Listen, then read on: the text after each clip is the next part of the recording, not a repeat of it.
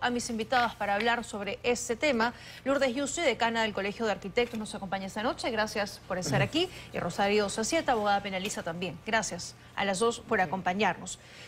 Señora Yuste, comienzo con usted para que nos explique, nos trate de explicar por qué se cayó este techo. Porque se han hablado de varias cosas. Fallas en el diseño de la estructura, fallas en la etapa de la construcción, fallas en el mantenimiento. ¿Es muy preliminar poder establecer qué fue lo que ocurrió o ya podríamos ir aproximándonos a una causa? Muchas gracias, buenas noches. En primer lugar, agradecerte la visita, la invitación. Un saludo y nuestro pésame a las familiares de las víctimas y siempre un reconocimiento a los bomberos que están en estos momentos para salvar las vidas. ¿Qué es lo que ha pasado? Hay muchas hipótesis. Realmente nadie puede decir a ciencia cierta qué es lo que lo ha motivado. Eso será el resultado de un peritaje forense, ¿no?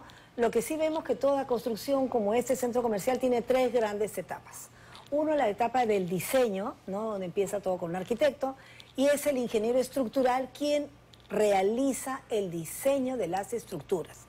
Cómo van a ser las vigas, las columnas, etcétera, y es revisado por otro ingeniero en la municipalidad antes de aprobarse la licencia. Entonces, ahí, esa primera etapa tiene que estar sólida, un expediente y un diseño bien conceptualizado. De acuerdo.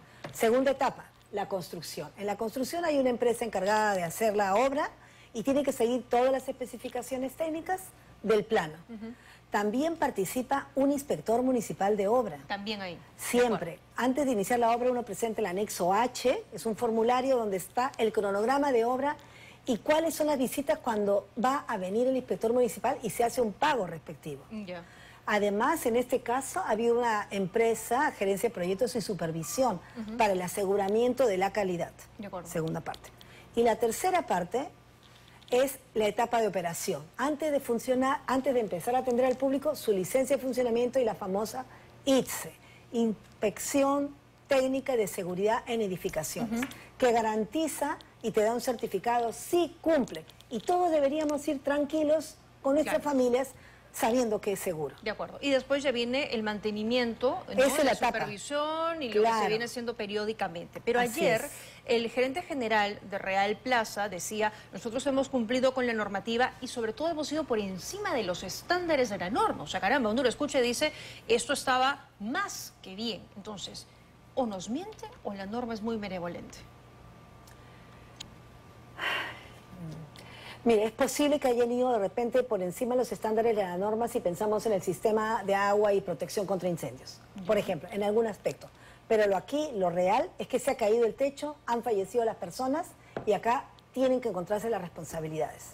Entonces veamos qué es lo que ha pasado en el último tiempo. Cuando vemos las imágenes, hemos visto un techo que se cae, que está lleno de musgo verde. Exacto. Entonces, ¿dónde está el mantenimiento? ¿Dónde está la inspección ocular que han hecho los inspectores de defensa civil?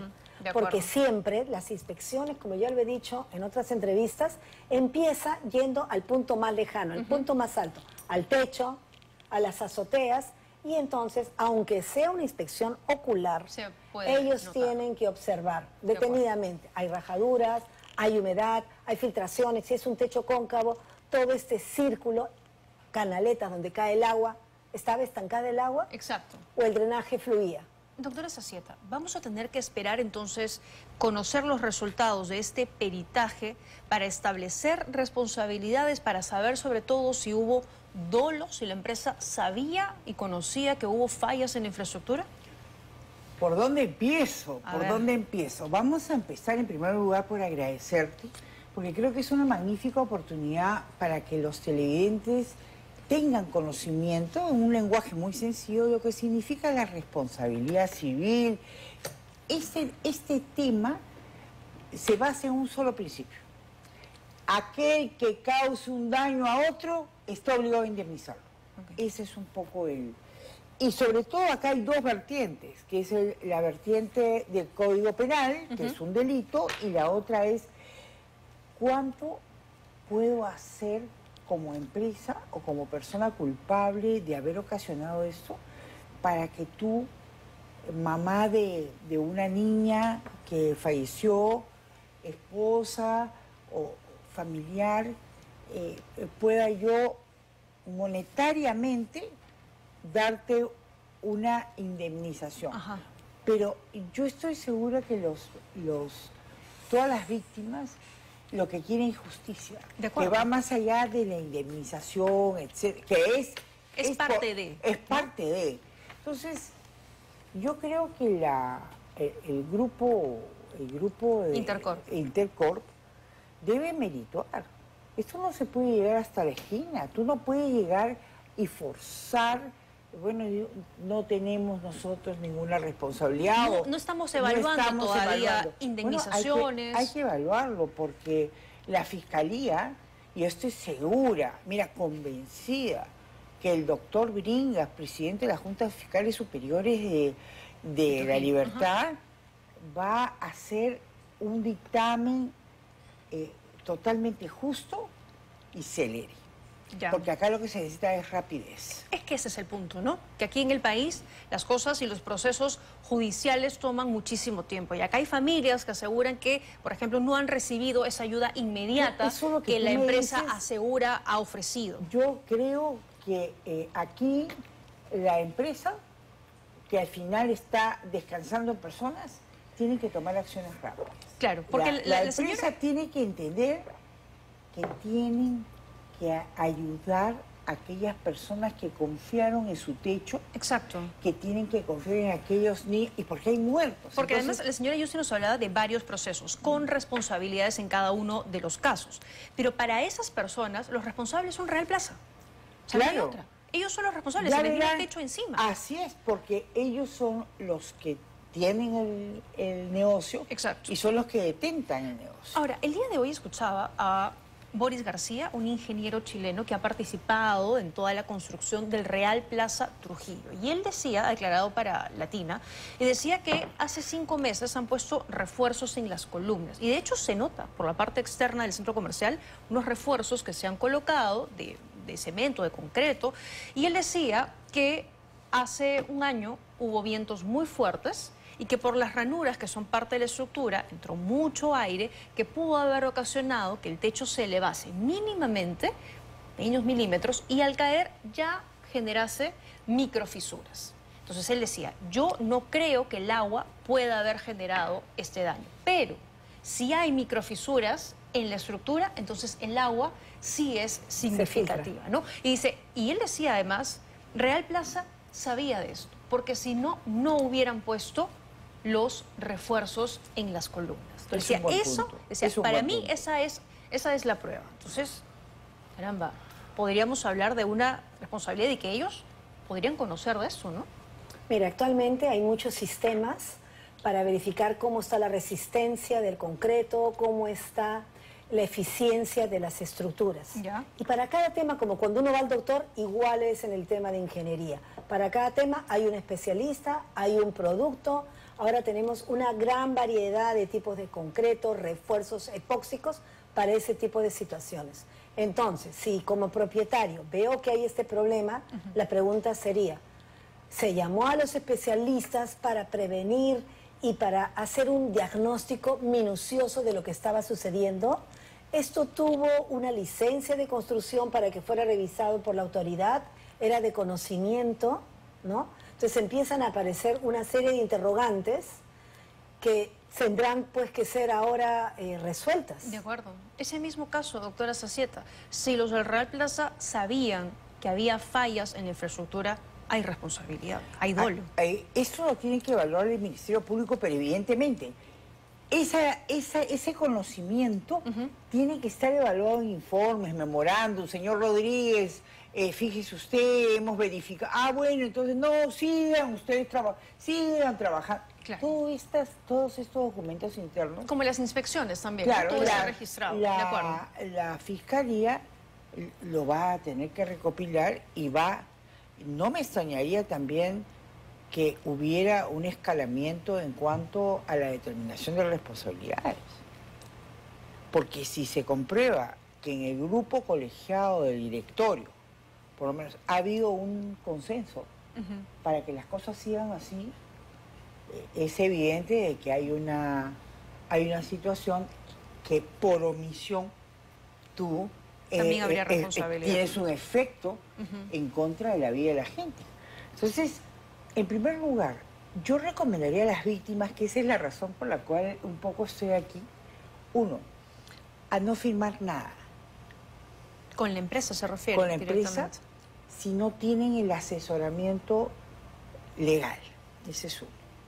Recomendaría que el Estado también pudiera dar asesoramiento legal.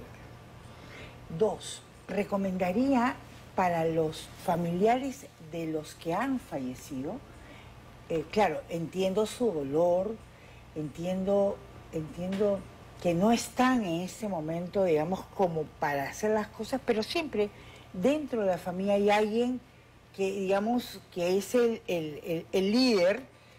Tienen que hacer una sucesión intestada. ¿Por qué tienen que hacer la sucesión intestada? Para nombrar herederos y para que ellos puedan apersonarse tanto en el juicio penal como en el tema civil. Esas son las tres. No firmar nada, hacer la sucesión intestada y obtener orientación real, y que el Estado, que no se puede poner de perfil tampoco, vaya y hay una brigada. De acuerdo.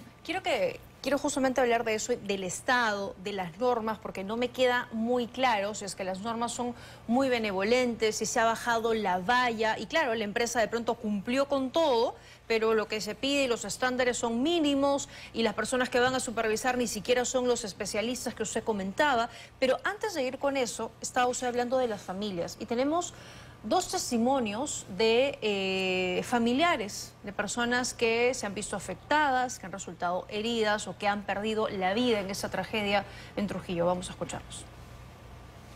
Estaba con su enamorada, ¿no? Y se siente culpable porque no pudo salvarla en ese momento. Que primero se pusieron debajo de la mesa porque pensaban que era un atentado, ¿no? Y después empezaron a correr. Corriendo le cayó como sentado, ¿no? Pero a ella sí como echada y le cayó sobre la nuca. Entonces él lo ha visto desangrarse a Harumi y morir en su delante, y él lamentablemente no podía hacer nada. Ha estado casi 6 horas atrapada su pierna derecha con una estructura metálica. Y lo primero que nos decía, mejor me hubieran dejado morir. Indican que ha estado en malas condiciones, ¿no? Y lamentablemente le amputaron la pierna derecha sin anestesia ni nada. Nosotros como familia teníamos contactos adentro y estábamos pidiendo que por favor la auxilien, porque hubo un momento en que apagaron las luces e indicaron que ya no había nadie. Él es egresado de contabilidad, ¿no? Un buen muchacho, trabajador, estudioso, y además le gustaba jugar al fútbol, ¿no? Entonces el tener su pierna derecha en realidad es muy frustrante para él. ¿Se han comunicado con ustedes? Por el momento solamente como un comunicado, una notificación, ¿no? Por parte de Real Plaza con unos números para que se puedan comunicar. Solo ello por el momento, ¿no? ¿Ha habido ya un aporte económico? No, nada. Nada de aporte económico, nada de aporte psicológico. La empresa de solo donde ella laboraba. Gracias a ellos, mi prima ha podido ser velada y va a ser enterrada. Pero de Real Plaza, hasta el día de hoy, como dije ayer, tampoco lo necesitamos. Porque esto no necesitamos tampoco dinero. Necesitamos que pague. Claro, es la mentira. De repente lo ha hecho y ellos creen que, como lo han publicado en páginas, en las redes, eso ha sido todo para ellos, ¿no? Con criterio como empresa. Pero como yo digo, personalmente, como familia, nunca nos ha llegado nada, ningún apoyo personal, ni siquiera por las redes sociales. Es que no puede haber tanta falta de humanidad, ¿no? No se puede priorizar el negocio, lucrar y hasta la corrupción frente a las vidas de personas, de gente que, como decíamos, los centros comerciales son los espacios de recreación, de reunión por excelencia en el país, porque no hay espacios públicos. O sea, no hay parques, no hay lugares donde se pueda ir, todo está cerrado, enrejado. Entonces son los centros comerciales. Y había quedado pendiente, doctora Yusel, respecto de esa situación. ¿Cuál es la normativa? Porque también la he escuchado usted en otras declaraciones decir, ahora ya ni siquiera se necesita que un ingeniero civil vaya a las supervisiones. Entonces, ¿quién se hace cargo de realmente revisar que ese sea el espacio adecuado para que lo visiten miles de familias? Sí, bueno, Es indignante lo que estamos escuchando, es increíble, discúlpeme, la indignación que siento como ciudadana, como madre, como abuela y como decana del Colegio de Arquitectos del Perú, ver y escuchar testimonios que la empresa comercial no está haciéndose cargo de los gastos ni comunicándose con las familias. Yo creo que eso deberíamos tener un rechazo absoluto de toda la ciudadanía. Bueno, en cuanto a la normativa, es indispensable revisarla. Uno, fortalecer a las municipalidades y a su nivel fiscalizador, ¿ya? Entonces, en cuanto a la normativa, ¿qué pasó? El año 2018 cambia la normativa de inspectores por parte de la PCM, Decreto Supremo 002-2018 PCM. Recién se empezó a aplicar por el COVID, etcétera, el 21-22, ¿ya? Antes iban 4 inspectores. Un civil obligatorio, que es el que ve las estructuras, un arquitecto, que es el que ve todas las rutas de evacuación, aforos, capacidades, electricista, y un cuarto profesional de diversas profesiones para ver el sistema de agua contra incendios, alarmas, etc. En ese momento, con esa norma se dijo, ya no se necesitan 4, solo 3. Puede ser que vaya un arquitecto o un ingeniero. Y yo misma recibo llamadas, comunicaciones de arquitectos a arquitecta. A veces me toca a mí revisar como arquitecta temas estructurales cuando no es la profesión nuestra. ¿Se da cuenta? Entonces, pero así está la norma. Eso tiene que cambiar de inmediato, por supuesto. Hoy día hemos estado en el Congreso con Norma Yarro y nos dijo de todas maneras, y estaban todos sus asesores, nosotros lo vamos a seguir. Va a cambiar esa... O sea, de todas maneras tiene que cambiar. ¿Para cuándo va a presentar el proyecto Norma Yarro? Eso si quieren sale al toque. Sí, mañana, nosotros ya habíamos avanzado, habíamos estado en una reunión en el Congreso, no por el accidente, sino porque ya la habíamos sacado de antemano tratando de frenar ese proyecto de las inspecciones indefinidas. De acuerdo. Exactamente. 10 años querían ponerle, ¿no? No, indefinido. O sea, cada 10 años. Indefinido ya, que se ha terminado. Voy a ver cómo está tu obra. De acuerdo. Sí, yo quisiera decir otra cosa, ¿sabe? Mire, las municipalidades tienen que inspeccionar y el alcalde ¿a quién pone? Entonces es indispensable que se regule el perfil del puesto del profesional que va a estar a cargo de la seguridad. ¿Es verdad que el subgerente de riesgo de desastres de la Municipalidad de Trujillo... Pueden googlearlo, por favor, en su hoja de vida, eso es lo que me han informado, y quisiera que lo googlee, ¿no? Que solamente tenía 5º de secundaria. Y el gerente de riesgo de desastre tampoco tenía la experiencia ni es profesional de la materia. Entonces, ¿cómo es posible un alcalde que se preocupa por la seguridad de sus pobladores pone los cargos más importantes a 2 personas que no tienen las competencias? Eso debería estar prohibido legalmente, prohibido. Y penado. Eso es responsabilidad, sin duda. Tengo que hacer una pausa, no quiero cortarlos, vamos a volver para seguir hablando sobre este tema. Todavía tenemos varias cosas que conversar, responsabilidades civiles, indemnizaciones y todo eso. Así que regresamos y vamos a hablar también de ese fin de semana, mientras la gente estaba llorando a sus familiares, tratando de ver que se recuperen rápido por esa tragedia. Ahí estaba Brunella Horna y Richard Acuña pasándola de lo más lindo. Richard Acuña, el hijo del gobernador regional de Trujillo, ellos completamente desconectados, como muchas de nuestras autoridades, desconectados de lo que pasa en el país.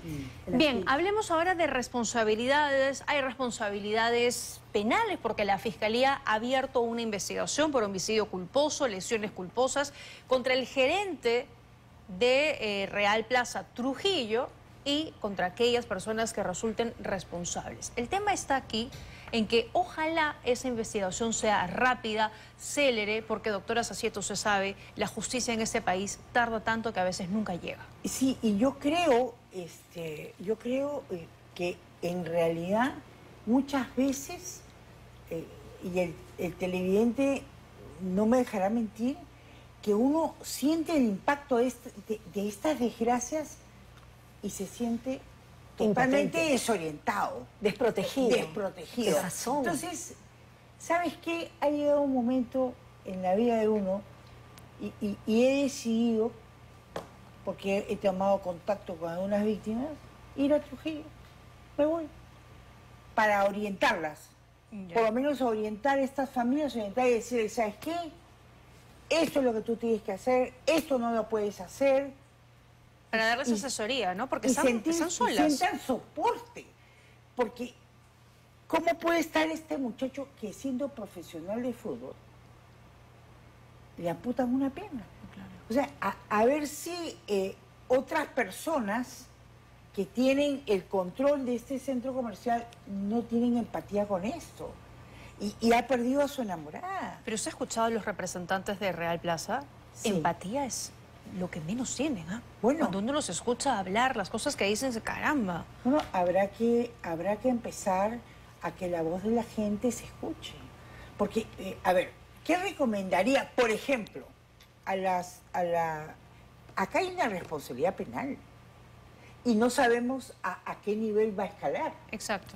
¿Correcto? Porque no sabemos la magnitud. La fiscalía... Y si es culposa o dolosa, ¿no? O dolosa. Exacto. O hay omisión, o no hay omisión. Hay lesiones graves, hay pérdida de vidas.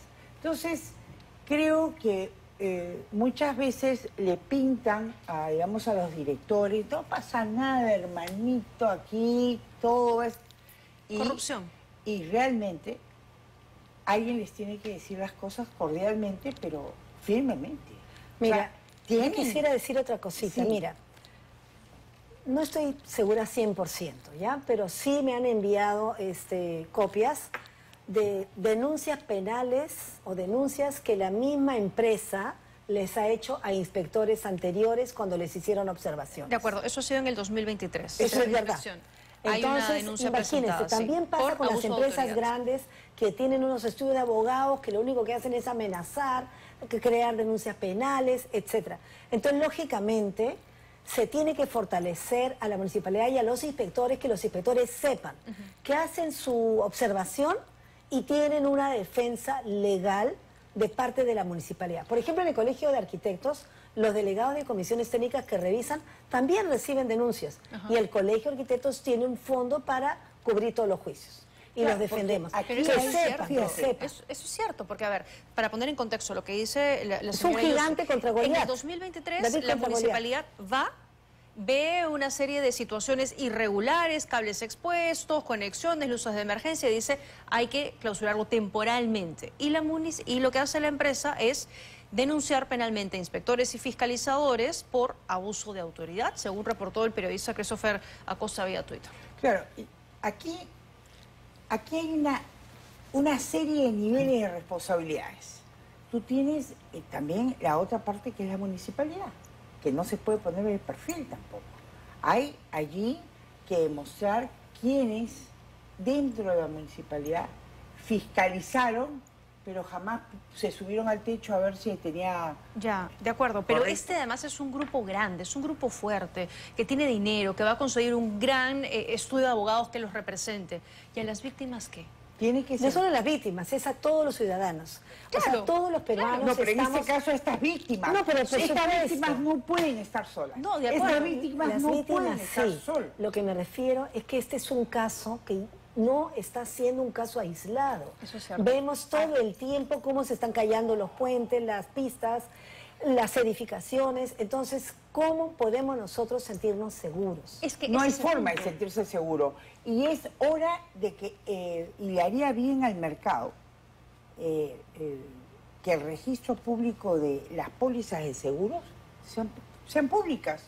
Y que todo el mundo pueda saber si yo voy a ir a una empresa a tomar café, si tiene una póliza de seguro. Tiene que haber un registro público de Pero es que seguros. ¿quién nos garantiza públicos. esa Entonces, seguridad? Ni la SBS, ni Indecopi, ni la Asociación Peruana de Seguros ha aceptado este tipo de, digamos, de apoyo a la ciudadanía. ¿Qué pasa con la ciudadanía?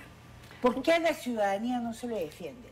¿Por qué la ciudadanía no tiene una defensa? ¿Por qué tenemos, por ejemplo, en mi caso, yo no voy a permitir, de verdad, no voy a permitir, al menos que en la primera etapa, que esta etapa es crucial, que ellos estén solos. Yo entiendo y me parece Yo me voy. muy bien lo que usted está haciendo, pero lo que decía la doctora Yusuf también es cierto, porque a ver, son otros centros comerciales de ese mismo grupo Así es. que han sido clausurados hoy. ¿Dónde estamos seguros? O sea, ¿quién nos garantiza en este país que podemos viajar y cruzar un puente y que no se va a caer? ¿Que podemos ir a comer un patio de comidas de un centro comercial y que no se te va a venir esto abajo? ¿Dónde estamos seguros? Y sobre todo, en un país altamente sísmico, donde los estándares deberían ser mucho más altos. ¿Tú te puedes imaginar un sismo de 7.8, 8? No, Sí, no, yo quisiera decir otra cosa. Sí. Es otra cosa importante, a nosotros siempre nos gusta proponer.